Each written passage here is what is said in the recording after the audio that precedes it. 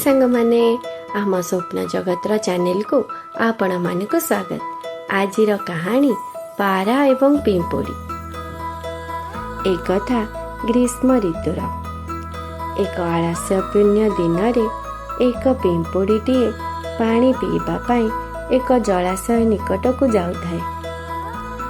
जल पीवा समय हठात जलर सुଅ एते जोरे बढ़ीगला जे सेई पिंपुड़ीटी जलरे भासीगला। निजर जीवन रक्षा पाई से भगवान को प्रार्थना कला। सेही जलाशय निकटरे एक गछरे पाराटीए बसी थाए।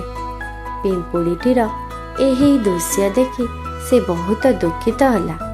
भाविला पिंपुड़ीटी को मु साहाय्य करिबी। से निज थंटरे एक पत्रटी पिंपुड़ी पाखकु जलाशय रे भसाई देला। जेमिति पत्रटी पिंपुड़ी पाखरे पहुँची पिंपुड़ीटी सांगे सांगे पत्र रे चढ़ी गला एवं तार जीवन बंचाइला। सेही पाराटी को से धन्यवाद जणाइला।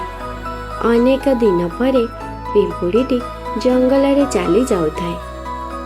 हठात से देखिला एक शिकारी को। शिकारीटी निजर धनु एवं सर तैयारी करुथाए एक पारा को धरिबाकू। पिंपुड़ीटी पारार जीवन रक्षा पाई एक उपाय भाविला। से सांगे सांगे शिकारीर पाद उपरे चढ़ीगला। तार पादटी को कामुड़ी देला। शिकारीटी जोर रे चित्कार करबाकू लागिला।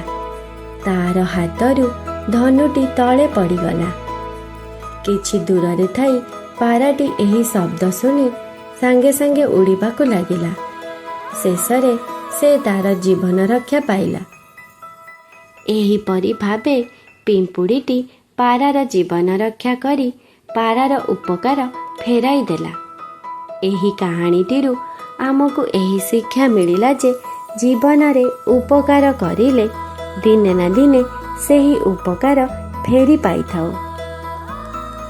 मोर जदि एई गपटी आपण मानकु भल लागिछि आम स्वप्न जगतर चैनल को लाइक एंड सब्सक्राइब करंतु। Bye bye, thank you.